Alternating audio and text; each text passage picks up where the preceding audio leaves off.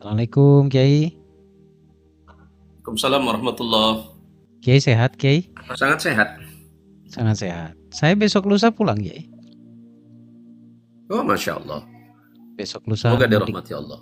Amin. Nanti akan banyak kita kolaborasi ngonten. Assalamualaikum untuk semuanya. Waalaikumsalam warahmatullahi wabarakatuh. Hanya suara nggak apa-apa ya teman-teman ya. Ini karena Kiai pakai akun Nggak apa-apa, anaknya. mohon maaf. Karena bukan pakai akun saya ini, pakai akun anak saya ini. Kiai, tema kita malam ini adalah suara Ya. pikiran bawah sadar atau mungkin diganti sedikit oleh Kiai dengan suara hati, suara jiwa. Itu tema yang kita angkat. Kira-kira kita bisa mulai Baik. dari mana nih Kiai? Baik. Malam ini suasana Ramadan. Ya. Mestinya kita semakin hening, semakin bening, semakin menemukan titik di mana sesungguhnya kita ini adalah manusia terbaik. Betul.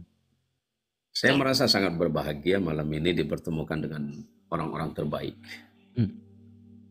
Ya. Jadi kalau boleh saya mengawali firman Allah Azza wa Jalla dalam hadis Qudsi, Qalbun insan kanzullah. Saya ulangi, dalam hadis Qudsi Allah mengingatkan, Qalbun insan kanzullah. Hatinya manusia itu sesungguhnya tempat di mana Allah menyimpan segala rahasia.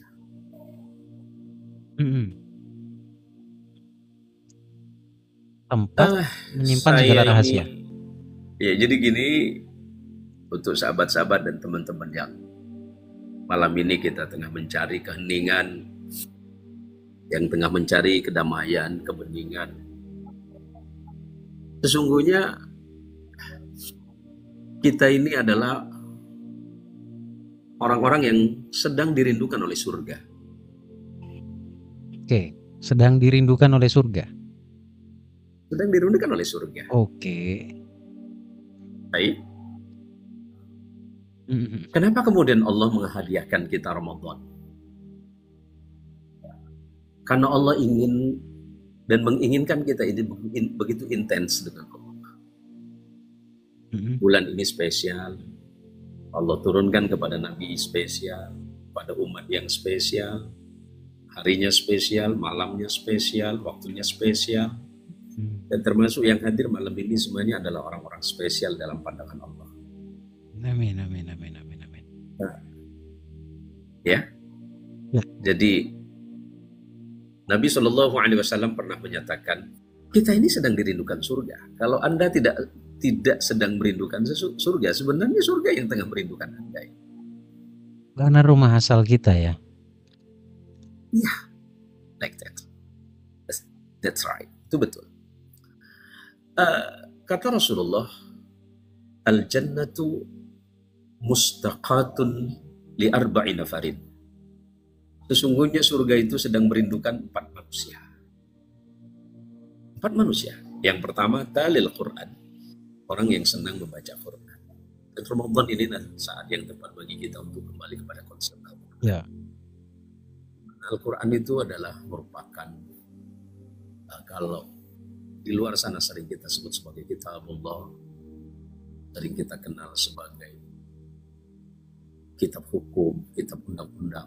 Sebenarnya Allah sedang ingin berbicara kepada kita. Dan ketika kita sedang berbicara, sesungguhnya cara dan media yang paling tepat adalah ketika membaca Al-Quran. Sebab ketika kita sedang membaca Al-Quran, sesungguhnya Allah sedang berbicara kepada kita dan kita sedang bicara kepada Allah.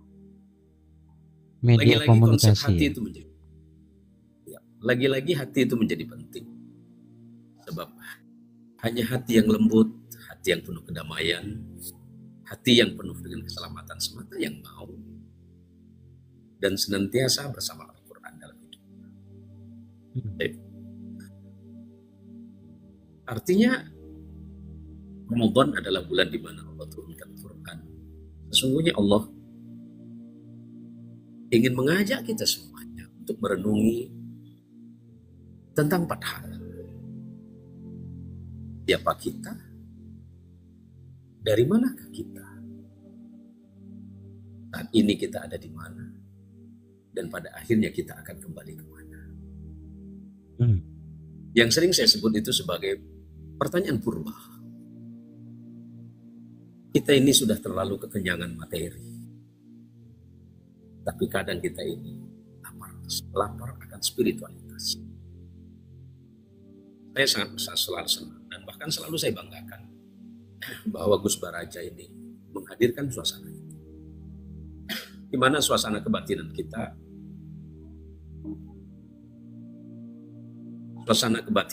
hari ini sedang mencari siapa sebenarnya diri kita ini. Man ana? Siapa saya? Nah, di Ramadan ini kita menginginkan itu, mendiskusikan itu dengan hati. Di luaran sana mungkin kita sering berdiskusi dengan orang lain. Tapi pernahkah kita sejenak menundukkan kepala untuk mendiskusikan itu dengan diri sendiri? Mendiskusikan dengan diri sendiri adalah berbicara kepada dirimu. Kekenyangan materi kadangkala menyebabkan kita menjadi lupa akan spiritualitas itu. Oke. Gus Baraja berusaha hadir di tengah-tengah kegamangan manusia-manusia modern. Manusia modern seperti kita ini terlalu sibuk hingga kemudian lalai melihat lebih dalam, melihat lebih jauh, merenung lebih intens, bercakap-cakap lebih hangat dengan diri kita sendiri. Nah, saat yang paling tepat di malam hampir setengah 12. Kalau bicara soal kuantum ini urusan Gus Barajanya. Yang mau saya sampaikan adalah, yuk, mari kembali kepada diri masing-masing. Siapa sesungguhnya kita? Hingga begitu sulit kita ini menemukan ketenangan, hingga begitu sulit kita menemukan kedamaian. Berarti kita begitu sulit berdamai dengan diri sendiri. Berdamai dengan diri sendiri adalah memahami esensi kita sebagai manusia.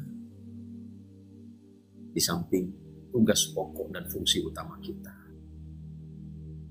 Tapi pernahkah kita melihat kita secara esetoris? Bukan eksetoris, bukan hanya melihat pada cangkang. Tapi melihat lebih dalam. Kita ini begitu banyak, begitu sering bercakap-cakap dengan manusia-manusia dan makhluk di luar sana. Ya, sampai lupa komunikasi dengan diri sendiri. Seperti itu anakku. Karena Allah bersemayam dalam diri manusia sebenarnya, tapi manusianya nggak pernah ngobrol dengan dirinya sendiri. Ya, Kiai, ya, sebuah nasihat dari zaman dulunya. Ketika kamu merasa gelisah dan jutaan pertanyaan muncul dalam hatimu, sejatinya jawabannya ada dalam dirimu. Tapi kita lupa untuk berkomunikasi ke dalam diri kita. Iya, kalau manusia itu sudah mampu berdialog dengan dirinya sendiri, kemudian menemukan tentang makna ketenangan, makna kedamaian. Kita ini makhluk langit. Kita ini makhluk langit. Asal muasalnya, Kiai. Ya, yang kemudian Allah titipkan sementara di bumi untuk kembali lagi ke langit.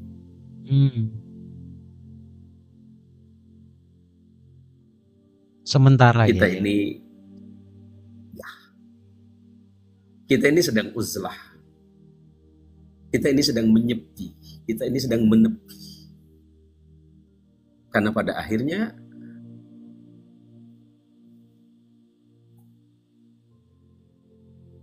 kita semuanya pasti akan kembali pada sejatining urip,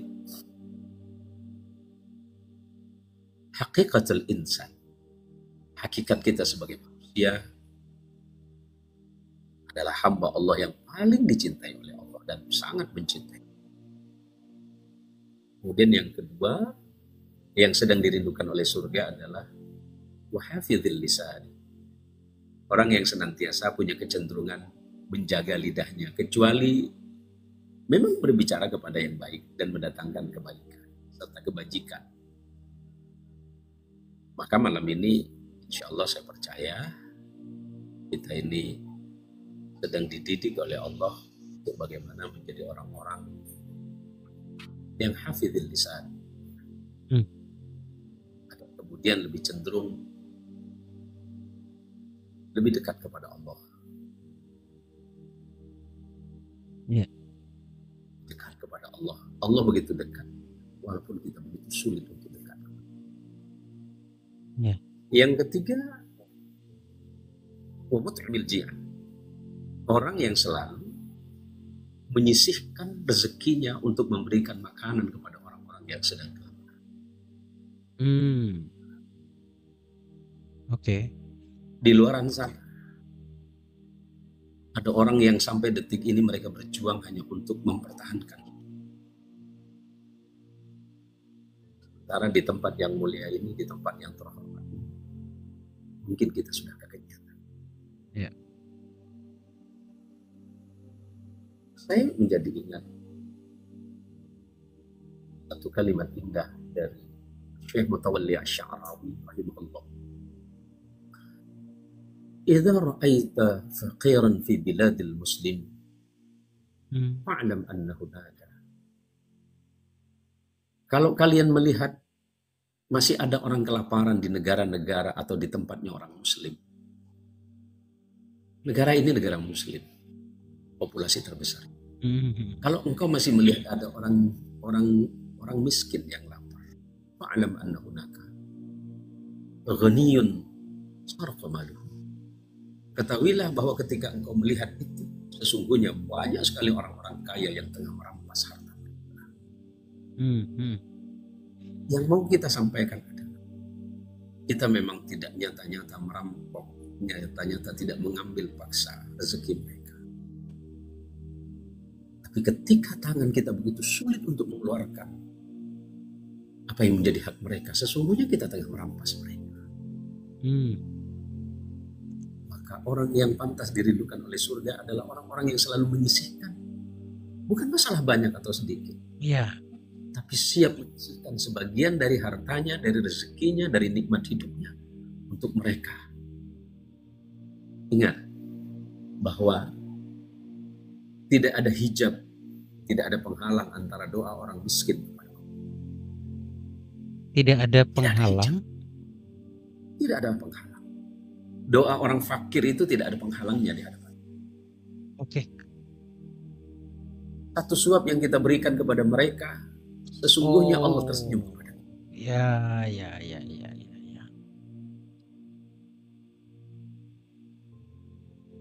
Satu suap yang kita berikan kepada mereka. Pada saat itu Allah mewajibkan rahmat dan kasih sayang untuk orang yang memberikan suapan itu. Pada si pemberi ya? Pada si pemberi. Tidak ada hal yang paling indah di hadapan Allah kecuali kita memberi. Walaupun sedikit sekali dari apa yang kita beri. Karena menyelamatkan perut mereka dari hal yang haram, kan mereka punya potensi untuk berbuat sesuatu yang melanggar hukum. Kita menyelamatkan mereka secara langsung. Ketika menyelamatkan mereka tanpa kita sadari. Pertama, menyelamatkan mereka dari prasangka buruk kepada Allah Tuhannya. Iya. Yang kedua, menyelamatkan mereka dari perkara haram. Yang ketiga, kita menyelamatkan diri kita dan keluarga kita dari siksa.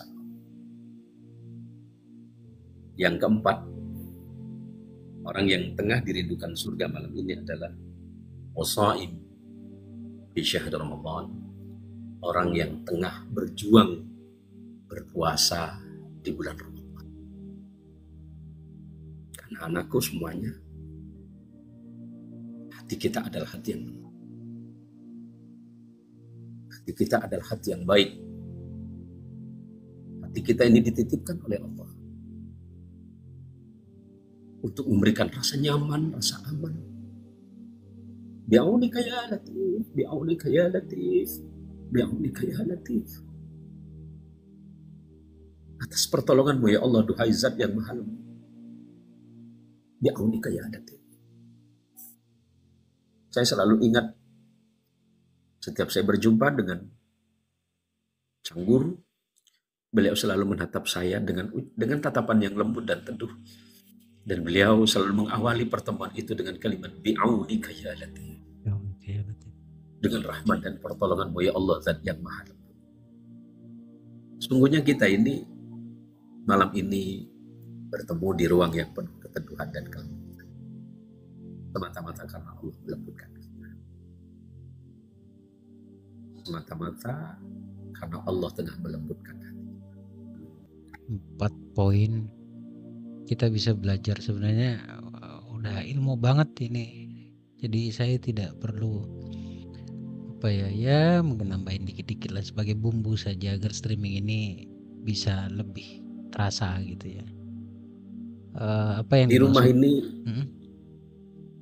di rumah ini saya dikaruniai oleh Allah seorang perempuan yang bernama Mia Sumiati, sebagai seorang istri yang selalu mengingatkan tentang makna berbagi, kecil apapun, kecil apapun. Dan kemudian Allah anugerahkan saya seorang anak yang bernama Bagus Sulung Prabowo, yang mau membimbing dan mengingatkan saudara-saudaranya yang lain tentang bagaimana sejatinya menjadi manusia. Mari kita tidak usah melihat seseorang itu dari titik lemahnya, tapi kelebihan. Jangan pernah melihat itu sebagai siapa, tapi tatap mereka siapa yang menciptakannya. Bukankah Allah menciptakan kita dan manusia yang lain itu dengan rahmat, kasih sayang, dan kelembutan? Makanya hanya orang-orang yang berhati lembut semata yang selalu siap menerima siapapun yang ada di sekitar. Mohon maaf, mungkin saya terlalu banyak bicara. Semata-mata saya hanya ingin menyaksikan di sekitar kita sendiri adalah orang-orang yang tengah dan sedang merindukan dan dirindukan oleh surga. Lanjut, Gus Baraja. Makasih Kiai, sehat-sehat terus buat Kiai. Satu kalimat dari Kiai itu obat bagi hati yang sedang gelisah, mungkin sedang tidak yakin kepada Allah, mungkin ya. Apalagi ketika bicara kebutuhan hidup, disitulah ujian yakin dan tidak yakinnya manusia sedang ada dalam jiwa mereka. Gitu. Saya selalu mengingatkan. Pertama, saya mengingatkan diri saya sendiri bahwa ketika doamu dikabulkan itu bukan sebuah indikator bahwa kita dekat dengan Allah. Ya, itu kalau doa dikabulkan, keinginan diberikan oleh Tuhan, betapa banyak orang yang tidak yakin kepada Allah, doanya dikabulkan. Dengan bahasa kita mungkin istidraj dan lain sebagainya lah. Artinya sebenarnya dari bulan puasa ini saya pribadi banyak mengambil pelajaran, dan setiap bulan puasa saya mengambil banyak pelajaran bahwa ini puasanya bukan cuma urusan nahan lapar dan nahan haus, tetapi ada banyak hal yang kita rasakan, ada banyak hal yang Allah buka ketika kita menahan lapar dan haus. Kita tahu orang yang tidak makan tuh kayak gini ya gitu rasanya. Orang yang menahan lapar karena sebuah keadaan tuh kayak gini ya gitu. Terus kita juga belajar banyak hal. Ternyata semakin lapar semakin ikhlas kita. Semakin lapar semakin merasa bahwa saya dilihat oleh Allah. Jadi ternyata lapar dan haus itu cuma pintunya saja. Tapi di dalamnya kita dapat banyak pelajaran. Jadi pelajaran sebenarnya bukan pada menahan lapar dan haus, teman-teman ya. Tetapi dampak apa ketika kita menahan lapar dan haus. Ketika di puncak lapar, ternyata hanya 1 gelas es teh itu luar biasa kita bisa mensyukurinya. Yang mungkin sebelum bulan puasa kita menganggap itu cuma gitu aja gitu. Kita belajar luar biasa tentang syukur di bulan puasa. Bahkan yang tadinya mungkin kita menganggap sesuap nasi itu hal yang biasa banget gitu. Tapi ketika bicara bulan puasa, di puncak laparnya kita, sesuap nasi itu menjadi bernilai. Kita belajar banyak tentang syukur di dalam puasa ini sebenarnya. Jadi rugi banget kalau teman-teman hanya berpikir menahan lapar dan haus.